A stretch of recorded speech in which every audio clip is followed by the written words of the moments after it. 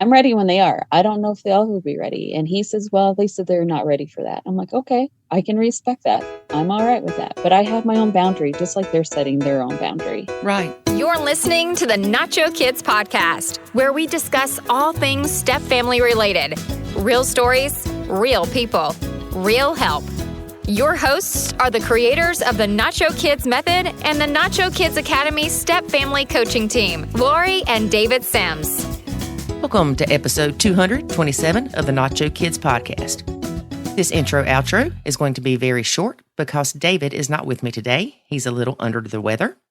I want to tell you that if you are getting ready to start a blend or struggling in your blend, go to nachokidsacademy.com and sign up for the Nacho Kids Academy, where you can do the Nacho Kids Boot Camp.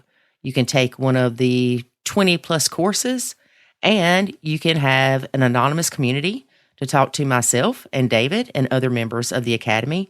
And there are 2 Q&A coaching calls a month. All right. Our guest today is a stepmom who has been blending for 10 years. She has 3 bio kids, 3 step kids, and an hours kid. She didn't go in expecting to be the step kids mom, but bio mom moved away and they got the kids full time. They went to family counseling. They were doing pretty good until bio mom called and said she was moving back. That created some issues, we will say. Bio mom was even a part of their church.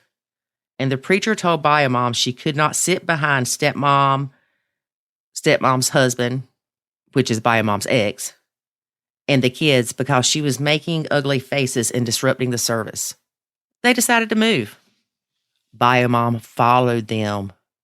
Y'all, she followed them and moved like 2 blocks from them, and she would ride by their house real slowly. Talk about uncomfortable and stalkerish feelings. Yeah. So I'm not going to tell you too much more, but there's some crazy stuff in this podcast. If you think you've got a crazy bio mom, you can relate to these stories. So with that said, let's get to listening. Today we have stepmom Kirsten. Hey, Kirsten, how are you? I am doing wonderful. How about you? Good. So tell us a little bit about your blend. Well, my blend started in 2013, and I moved from another state after my husband and I got married. I had 3 kids of my own from a previous marriage, and he had 3 kids from a previous marriage. And we always joke that we were kind of like the Brady Bunch, but it wasn't so much like the Brady Bunch at all. Yeah, not at all. No. But it was kind of a shock. I guess I expected more than I did. I went in it just thinking that I was just another adult. I wasn't expecting to be called their mom or anything like that. I was a perfect, big stranger to them. Mm-hmm. And same with, my husband to my kids. We hadn't been dating for too long, but it did feel absolutely right. But it was something that we tried to establish before getting married, was trying to incorporate the same kind of rules in each household before we got married. Very smart. And yeah, which ended up finding out that his kids were basically left to their own devices, and he was working. He had the kids 50-50. And so when they got home, he wasn't home. So they were, doing their own thing, kind of like following their own rules. Mm-hmm.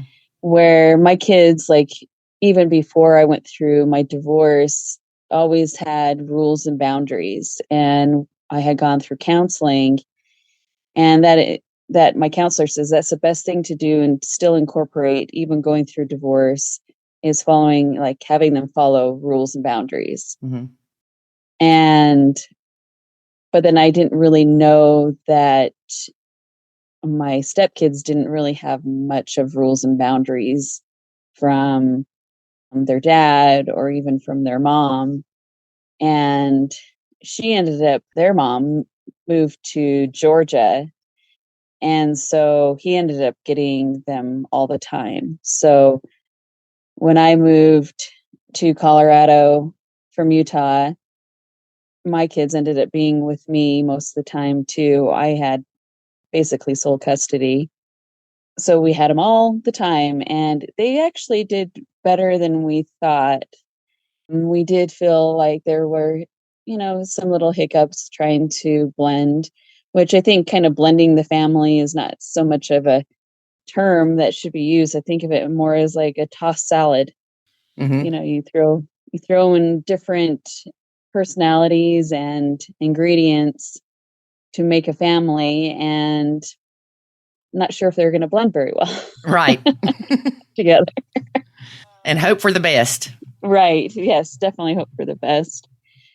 But we started doing like family counseling because we wanted to do the best by the kids and trying to get them to understand each other, see where they're coming from, what they had dealt with before becoming, a blended family, and also some of their weaknesses and strengths and what they went through the divorce of their parents. And so to kind of have that understanding, but I felt like we were doing pretty well until their mom, my stepkid's mom, called one day, and she's on Skype driving, and she's like, "I'm on my way. I'm moving back to Colorado." And the kids just like freaked out. They were upset. They struggled a lot with their relationship with their mom. Mm-hmm. And we were always encouraging setting those boundaries of like, making sure schoolwork was done. Our family time was there too, but made sure that they communicated with each of their parents, and because they're part of them, and it's part of their relationships. And we say, no matter what relationship you have, let's try and make it a healthy one. Right. And so we encouraged a lot of communication. When she ended up moving here, she basically lived like 2 blocks away from us. Oh, wow. And that was super hard. And the kids were so upset. And she would show up at our house at random times, like banging on our door. And we ended up having to call the cops. It was just a very, very bad situation. And she demanded to have 50-50 back and ended up going to court for that. And the judge said, no, you left. It doesn't mean that you come back and you have 50-50. You interrupt the kids' lives again. So she had parenting time, but it was just like every other weekend kind of parenting time. And we just saw slowly a difference in the kids. They struggled with wanting to go over there because she would never encourage homework, and they were always worried that if they were able to do a project over at at her house, that she would have the stuff to do it. And they ended up staying with us while they were doing homework and projects, and then going with her, and it would just kind of became a strange norm. And she would show up. We go to church. She would show up at our church. She was part of our church too, and she created issues to the point where in the congregation, our leader had to tell her that she could never like sit right behind us. She could sit to the side of us or in front of us, but she was giving us nasty looks, and it was not a good situation for everybody in the congregation. Wow. Yeah. And so it just was extremely hard, and the kids just kind of relapsed. I saw a lot of anger. We saw a lot of just sadness, and they became withdrawn.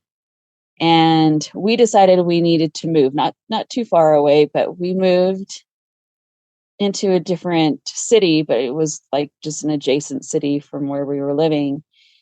And then she ended up moving, and it was in the same location where she was still going to the same, it was a different church, but she was going to that church again. Mm-hmm. And she just kept following us. And then she ended up moving again 2 blocks away from us. Oh my gosh. And and she still does. She's still there. My stepkids are 22, 20, and 18 now. but it was super hard, like her driving by our house and we'd be outside and she'd really slow down and like look at us. And That's creepy. yeah, very creepy situation. We struggled hard with it, and it was very hard on our marriage too.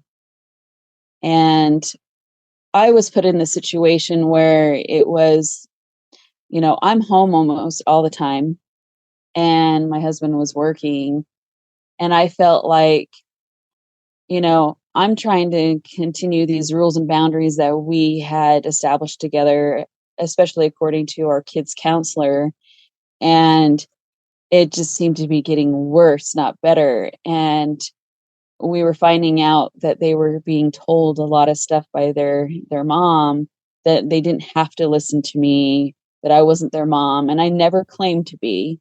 Right. But we did ask for respect in the home and kindness.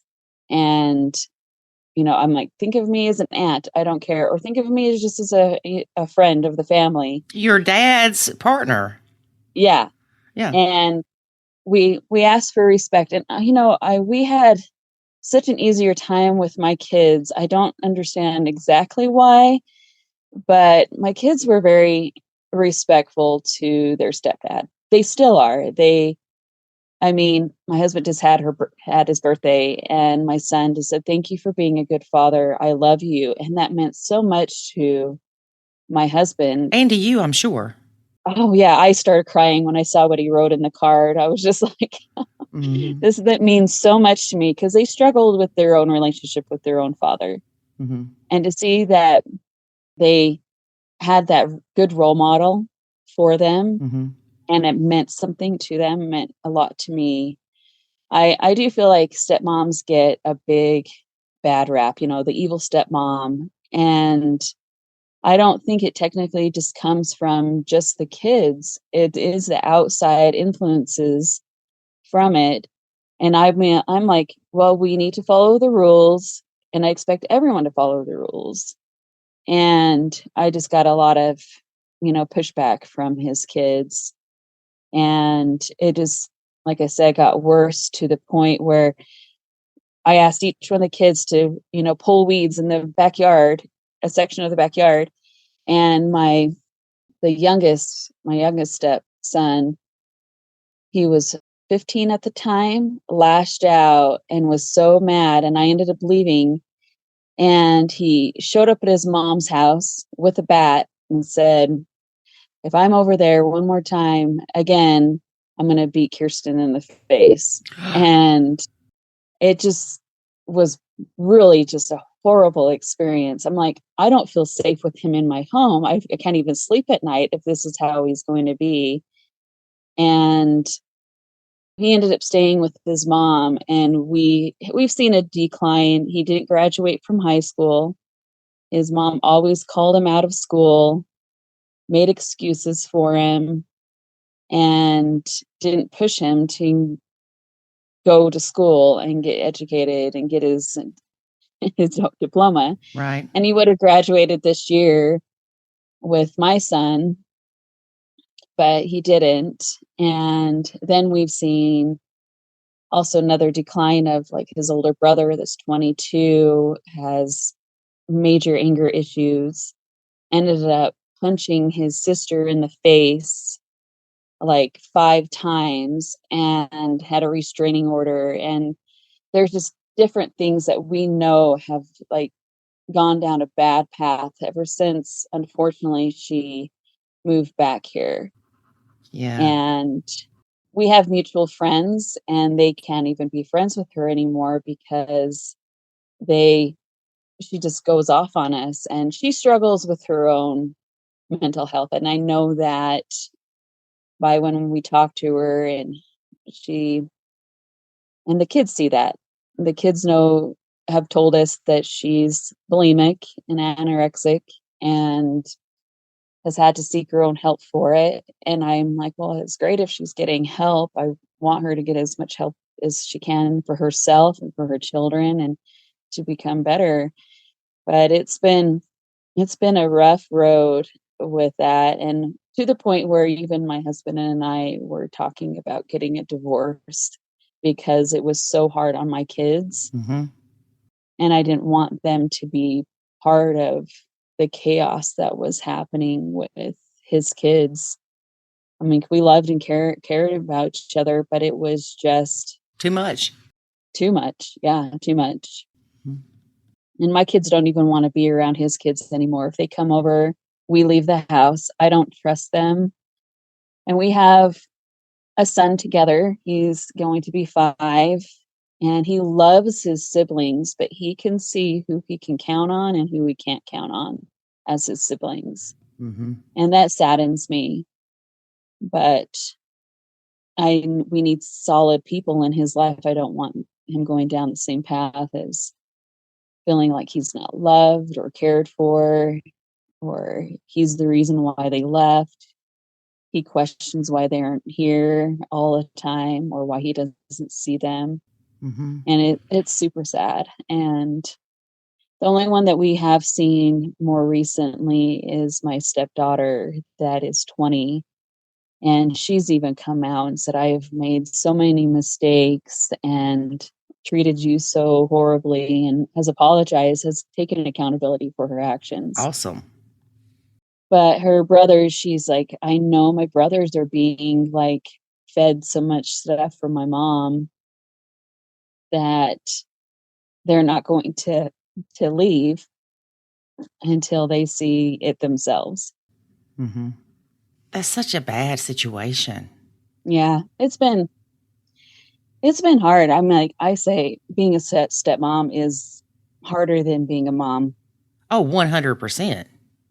Yeah. I just like, I don't know if I would choose it again if I had seen everything how it is now, like been able to have a crystal ball and see what happened. Right. I don't think I would have chosen it. Well, at one point, I would have agreed with you pre-Nacho, but now I would. And for several reasons. Number one, it strengthened mine and David's relationship. Number two, our kids saw us fight for our marriage. Number three, I love David. And the fact that, of course, our story and the Nacho Kids method is helping other people. So I would do it again. I honestly wish I would have found you earlier, because once I found you, I was really like feeling validated and feeling like I need to separate myself from your kids and let you just handle. My husband's name is David as well. And I was like, I want you to be able to have a relationship with your kids. I want you to focus on that. I understand if you want me to be a part of that, but I want you to strengthen that relationship. And if it's like, if you feel like it's completely solid and you want to, start introducing me back into that relationship, I'm fine with that. But I'm still dealing with the aftermath of how they've treated me. And so I'm not mentally in that spot where I'm ready. I'm like, I need to focus on my kids because, again, like having gone through a divorce, I felt like my kids got put on the back burner. Mm-hmm. I was not focusing on them. Then when I was single, I felt like I was able to focus on them a lot more. Then when I got married, and then I felt like I was dealing with a lot of like his kids and their mom and stuff. I felt like my kids got put last again. Mm-hmm. I go, I can't keep doing that. My kids are coming first for me, and your kids should come first for you. We come first to each other, but when it comes to the kid department, we need to focus on our relationships with our own children. And I said, if you want to focus, because my kids still live in the home, Mm-hmm. and I said that he knows that I need to just focus on my relationship with them. And I talked to them about the rules and boundaries, and he'll back me up on a lot of things, which is great. And my daughter that is 20, she has had a hard time with male authority because of her own father. So it was just, I had to tell him, you're not part of these conversations with her, not because you're a bad person or I don't want you to be. she just is not ready there mentally herself. Right. And if she wants to include you in there, then she knows that she can ask that. Mm-hmm. And so I think he had a harder time having that with his own kids because he didn't know what to say or how to say it or what not to say, Mm-hmm. because he knows that they were like fighting like this mental fight with their own mom, and it was hard for him to see that. Right. And they ended up just leaving our house, all three of them, and living with her. But how they went about it was heartbreaking for me to see my husband go through. Oh, I can't imagine. I don't want you to go through that again. Right. I'm like, I saw how much, pain you were in because they just left and they didn't want to have anything to do with you, which I see how much he loves his kids. He is a good father, and he loves my kids, and he loves our son. And he is such an awesome father. And it just broke my heart seeing him in so much pain. And So you do have an hours kid.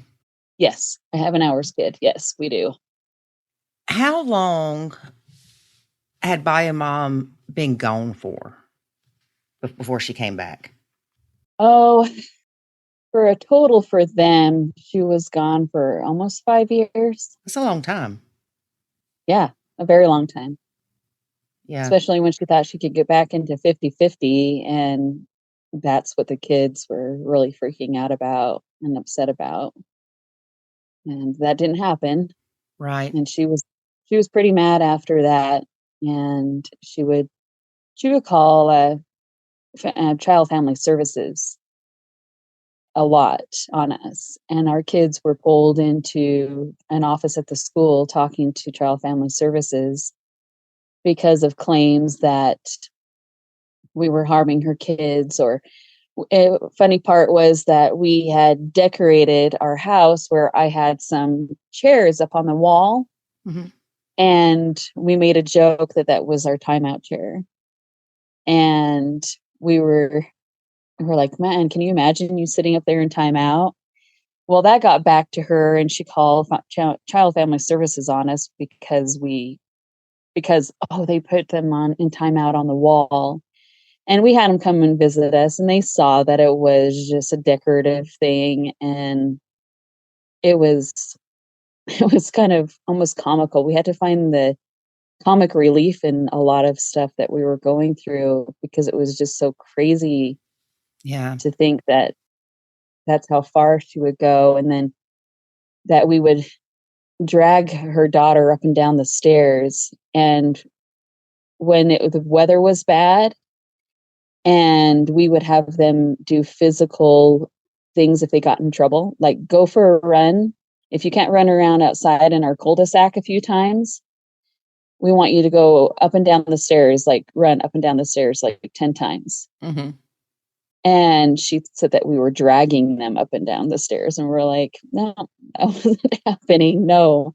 And her kids would tell her multiple times that that's not what happened, but she would take it and twist it. And we had them visit us probably in a span of like probably 2 years.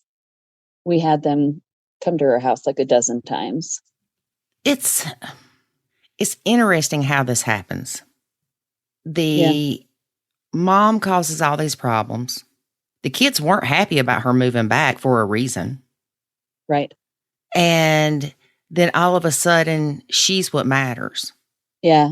And I think a lot of it really, truly does have to do with the guilt those kids feel for not wanting her to come back into town, for not really wanting her to be back in their lives because they were doing well with y'all. Yes. Mm-hmm. And then it turns to, we're going to live with mom. She's the greatest. And sometimes I think it is because it's the easy way out, meaning mom's not going to make me go to school. Mom's not going to make me do chores. But a lot of times I think it's the guilt that's placed on them from what happened when they were younger. And it's, well, we spent this much time with dad. We need to spend time with mom. That's not fair. It's like they try to do the fairness thing. Yeah. I can definitely see that. I do think that there's also that guilt from her that's directly placed on them, Yes. and it makes it hard for them to separate what is really the truth and what's not. Like, do I feel that way? And they question themselves. Yeah. So and it just puts so much pressure on them where they shouldn't have that pressure. It's Right. like they should feel like it should be natural for them to want that, but feeling guilty for spending more time with your dad than their mom that gave birth to you is pretty harsh and pretty extreme and so hard to deal with. Yeah. And you hope that one day they'll realize which is the better life for them to try to strive for. Right. Yeah, I keep hoping, and like I said, I do see it with my stepdaughter. She's coming around, but she's no longer living with her. Yeah, she's out from that influence. Yep, she's out on her own, and she says I could feel a difference. She bought her first car. She's feeling more independent, and she knows that if her brothers did the same, that they would feel even better about themselves. Right. And she's been upset because both of her brothers, the 18-year-old and the 22-year-old, have been dealing with some drug issues now. And she's like, I didn't feel like could stay because it had become extremely toxic. It was toxic before the drugs, but it became more toxic. Right. And it's been good. I'm a little standoffish with her. I let her in a little bit at a time, especially, I've been through my own counseling, and I explain it to my kids the same way. Is you need to have boundaries. It's okay to have boundaries. It's healthy to have boundaries. And you have your house. You can invite anyone that you want in your house, but you could always kick them out. Like, don't want you in my house. Then you have your yard where people are welcome in your yard, and you'll seldomly invite them into your house so that you can converse with them. But if they've crossed that boundary, then they can go back out in your yard. Right. And then you have the picket fence around your yard.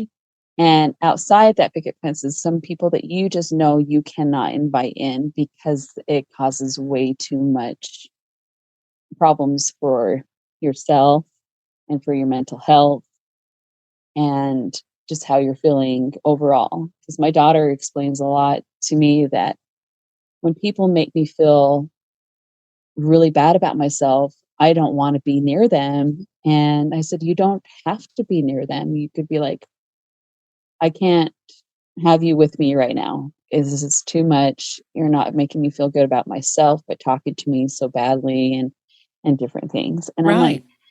and she feels guilty sometimes for expressing that. And I'm like, I understand if you feel that guilt, especially if it's somebody that's supposed to be loving and caring towards you.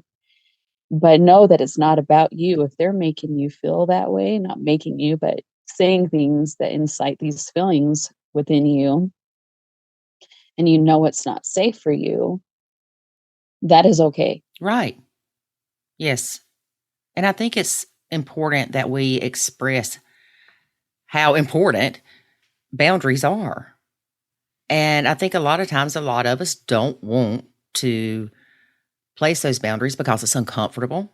We don't want to hurt the other person. We don't want the other person to feel like we don't care or whatever the case may be. There's a lot of guilt with creating boundaries. Right. And it is important that we set those healthy boundaries. But we have to be careful that the boundaries we set, that we are okay with the result of those boundaries.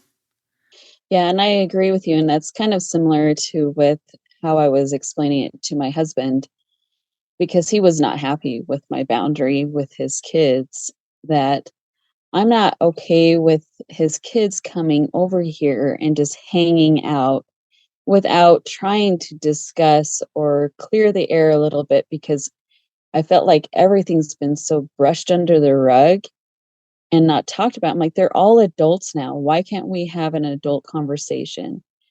and figure some things out, because I don't feel comfortable with them being here with our son too. And because when they did come over here, everything seemed fine. And then his youngest would go back to his mom and like make up stuff. And then then it was just like this avalanche of drama and issues, and him going to school and telling his sister, because she was still living in our home, you can't say Kirsten's name around me because it gives me anxiety. I suffer from PTSD from her. And we're like, what just happened? Because he was just at our house last weekend apologizing for his behavior. Then he turns around and makes it something else. So I was like, I can't trust them coming over here and like taking everything that was said and turning it and twisting it just the same way as their mom has done in the past. Mm-hmm. I go, I'm past this drama. We have had some peace in our home because they haven't brought that drama back in. And I'm like, I can't keep having this. We have our little boy to worry about too. How's it going to affect him? I go, I'm okay when they're ready to talk about life in our home when they were here and the issues that were here. When they're ready, I will be ready. But I also can't trust myself too. For if they come over, I can't trust myself to not say anything, because I hate things being brushed under the rug. I do believe that things need to be talked about and to a point resolved and, figure it out so that we could press forward and maybe having them over as like with family events. Mm-hmm. So, but right now I'm not comfortable with that. And he was like, well, what if I want them here? I go, you can have them here. I just don't want to be here if they're going to come over. Right. And my kids don't want to be here. So if you want them in our home, let me know and we can go do something else. And you can spend time with them in our home. I'm okay with that, but I'm not ready until they can say, hey, I would like to, sit down and talk to Kirsten and try and figure things out, or, make some kind of effort in a positive direction of being accountable, because that's what his boys really lack, is accountability in their actions. Right. And I'm like, I'm ready when they are. I don't know if they'll ever be ready. And he says, well, they said they're not ready for that. I'm like, okay, I can respect that. I'm all right with that. But I have my own boundary, just like they're setting their own boundary. Right. And here's the thing. When you're not telling him your kids can't come to my house. Right. You are saying, when your kids come to visit, my kids and I do not want to be here. So we need notice. Right. Simple. He can still see his kids. Yeah, it's not ideal, but it's okay. I was going to say this a minute ago. When our stepkids hurt our significant others and they come back in the picture, our significant others are, of course, going to forgive them quickly. Oh, yeah. Whereas we carry that hurt that we saw our partners carry because of those kids. So we carry some anger and resentment towards those kids because of how they treated their parent. Yep. Yes, that's exactly what I carry. I'm like, I think it's like, I'm almost scared to deal with it again. I'm like, it hurts so bad for me, how they treated me. And it hurt so bad seeing what my husband was going through, that it's just like, there is that fear. And I'm okay with facing that fear, but are they okay with facing the fear of having to take accountability? And that's going to have to be their decision. Okay, here's the thing, though. And I hope you don't get upset with me telling you this. No. You may be needing that, but they don't need to give it. And when I say that, it may be where, I get it. You want to sit down and you want to hash this out and you want to say everything that's hurt you and address the issues and let everybody know how you felt or how things were perceived. and just to make it better, to go from there. Okay, this was in the past. We've addressed it. Yes, it hurt me. Yes, it hurt you. Sorry, let's move on. Some people don't have to do that. Right. I agree. But this can be accomplished. You can say your piece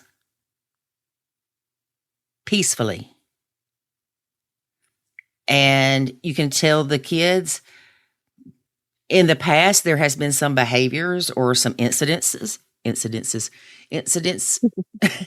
that have caused pain on both sides that we all need to heal from in order to be able to grow. And we had to do that. I was where you are. I had to heal from that because that was the hurt I was carrying. Yeah. They don't care. And it's not that they don't care. They don't care. That's water under the bridge to them. Let's reset. Let's reset the button. Right.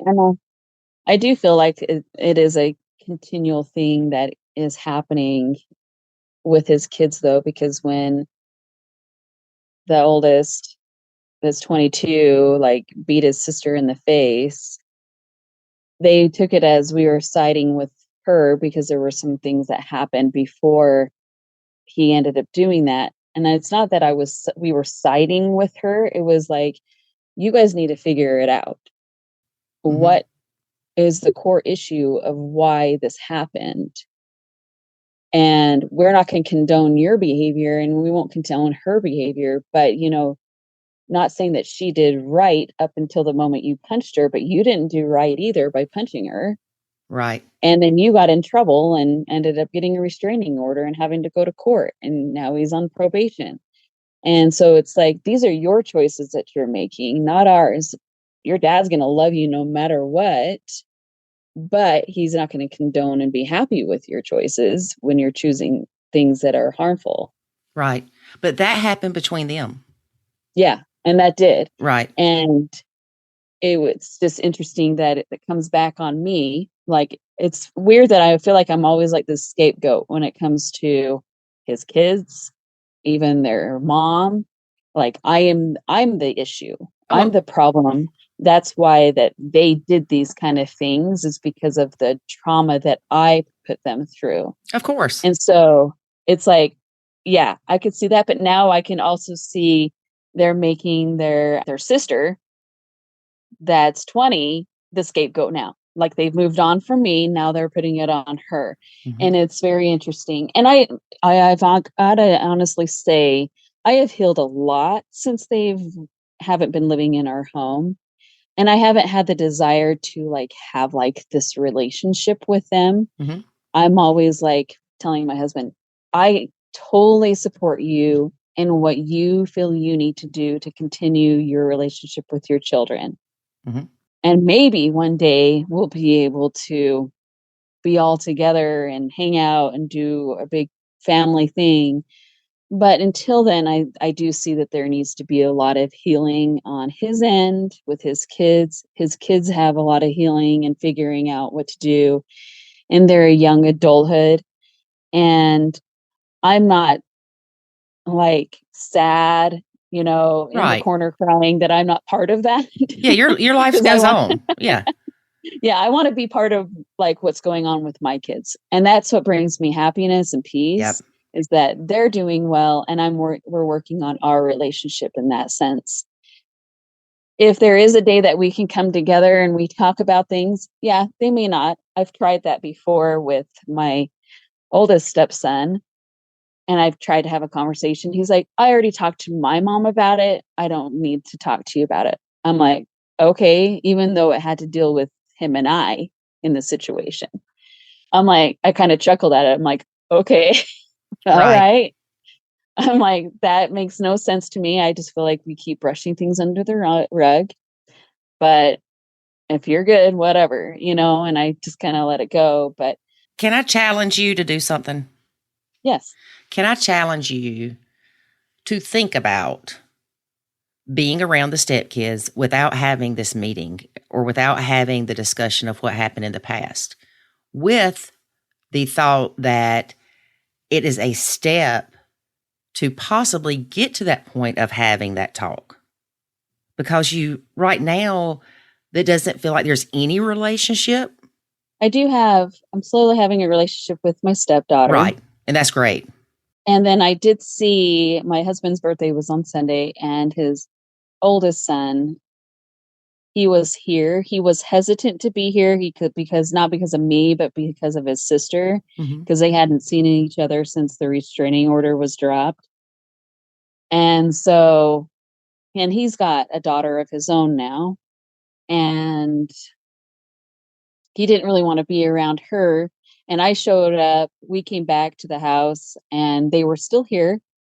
And I was like, "How are you doing?" And he's like, "I'm doing." I'm like, "Well, that's all we can do." We actually were pleasant, but we didn't have like a deep conversation. Right. Didn't want him to. I also know it's like all in the timing. I don't want to be like trying to ruin my husband's birthday, like let's have this conversation. Right. And I didn't feel like it was necessary at that time anyway, or that we needed it. I know he's dealing with his own stuff with being on probation, and he just lost his job, that kind of thing. It's all in the timing, and I don't feel like I need to have it. And I feel like that's lessening as time goes by, Right. like needing to sit down and have that conversation. Right. It would be cool. It would be nice. It would be good that we would eventually, but I'm okay if we don't. Right. And I get it. Yeah. I guess I was looking at it as maybe a couple of icebreaker type interactions prior to the time when the meeting is good. And I don't know that a meeting needs to be scheduled or anything like that. Oh, no. But you said that stepson has a kid. Yes. Well, first of all, how old is your ours kid? Ours kid is almost 5, and my granddaughter, she was super cute when I saw her. She came up and was like, "Grandma Kirsten." That was the very first time she's called me that. And gave me a hug and just melted my heart. But she is 10 months younger than our son. Oh, cool. Yeah, so it's kind of interesting. Like, he's her uncle, or and less than a year older. Yeah. So, do you see this granddaughter often? Not often. I am, because his wife, they're getting a divorce. My oldest stepson, they're getting a divorce because of their own issues. And I've talked to his wife a lot, and she's dealing with a lot with him. And she doesn't trust her daughter to be over my stepson's mom's house. She doesn't. There's big wedge there of issues. But I do get to see her often because my youngest son, my blended, and her just absolutely get along so well, love each other, look forward to spending time together. And we're hoping that can get better. But my stepson is very hesitant to bring her over for me to be around me. And I'm not sure if it's hesitancy, but just the willingness because of his own mom. Like, his own mom does not want you to be grandma. She doesn't. Right. But I get more of the support from his wife and her mom, because she was fed a lot of lies from my stepkid's mom.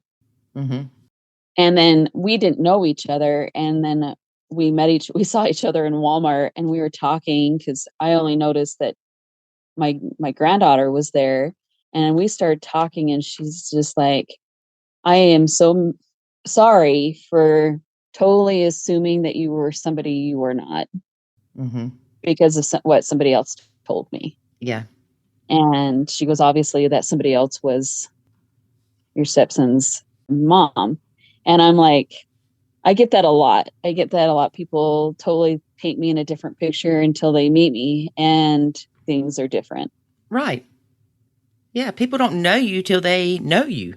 Yeah. And I'm like, that's always like my motto. I'm like, don't take, gossip and about somebody and think that that is who they are. You learn for yourself if they're like that, and don't go in there with this preconceived notion that there's somebody that they're not by just what somebody else told you. And so, yeah, it's been kind of interesting, but she talked to me and she's like, we need to have her come over to your house more and spend time with you. And I said, we would love that. I know my husband does not get to see his granddaughter much at all. Right. And the fact that your son is so close in age, I mean, it's a play date. Yeah. Yeah. Oh, they love it. They love it. I would definitely go through her. That way it doesn't put stepson in a loyalty bind with his 'cause mom. that's definitely what it is. Yeah. And I get it. It's funny. Well, it's not really funny. We say it's funny that people really think that when the kids turn 18 and they move out, that things, I don't want to say just go away, but that things will be so much better. And they are to a degree, but there are still challenges that we experience as step grandparents and adult parents and dealing with the ex at functions like weddings and births. And there's still so much that reminds you that you are in a blend. Right. Yeah. I have seen it lessen from both ends. I feel like it's lessened on my end with my ex and lessened on my husband's end as well. I mean, I remember being so caught up and having emails and stuff like that with our exes and stuff like that, that it just was way too much. Oh my that we had to gosh. end up setting our own boundary. Okay, we only answer once a week. Yep. And you would spend hours replying to their Yeah. email. Oh, yeah. A simple response would have been, okay. And that's what I started doing. We did the same thing. We'd get an email from the ex and, you know, you pick apart every part, feel like you have to address every accusation and all this crap. You don't. It's irrelevant. No, and learning to like keep the emotion out of it. Yes. It's just kind of being like straightforward. You say kind of like, it's called the gray rock method, just gray rock them. Well, we talk about when you're alone with a step kid because your partner has to work or whatever, and you're the only option. If you take the emotion out of it and kick into babysitter mode, it makes it easier. Yeah, that's true. So, like you just said, if you take the emotion out of things, it makes it easier, but it also makes it, I know, more peaceful. I see that. Yes, more peaceful. So let me ask you, what would you do differently? Now, don't give me the answer if you wouldn't do it, because that's not, well, that is differently, but you know what I'm saying. Right. I do think, like I said, like before, if I would have learned what I know now from Nacho Kids, that has already brought me peace, like towards the end of like before they became like adults. Mm-hmm. If I would have known that at the beginning, it would have been so different. But I do feel like having gone through some counseling as a family, I think the direction from counselors is different from Nacho Kids. Yes. Love them like your own. Show them more love. Right. And I think I would go into it knowing that I'm going to love them differently than my own children. Yes. And that's okay. Right. Because I heard a lot of things at the beginning that you should love them just as much as you love your own children. Yep. And I didn't feel that way. And I felt guilt for not feeling that way. Right. And I think I tried too hard to find it. Oh, yeah. And tried too hard to bring conformity of like, okay, my kids are used to this, and his kids weren't used to rules and boundaries. Mm-hmm. And I couldn't push that on them. And I feel like if we would have treated the situation better or differently, or more individually pertaining to each child, Mm-hmm. I do think it would have been better. But mainly to go into thinking that I don't have to love them like my own children. I do love them because they are my partners, my husband's children. And Right. he loves and cares about them so much, but it's not going to be at the same level as the feeling I have for my own children. And I think that's okay because, like I said, when it was told so many times that, oh my gosh, I can't believe you don't love them like your own kids. And I was heartbroken because of that. I'm just like, well, what can I do differently? Like there was something wrong with me. Yes. And the only But thing wrong with you is thinking that you need to love them like your own. yeah, Let's put this in a different light. And this just popped in my head. You have a 1969 Camaro. I love that car. Am I going to love it the same if you have it as if I have it? absolutely not. Exactly. Exactly. And we tried to say that we're supposed to love all these kids like our own. But wait a minute, the kids don't love you like their own, number one. Number two, you can't force these relationships. And it's okay. Some people don't jive with each other.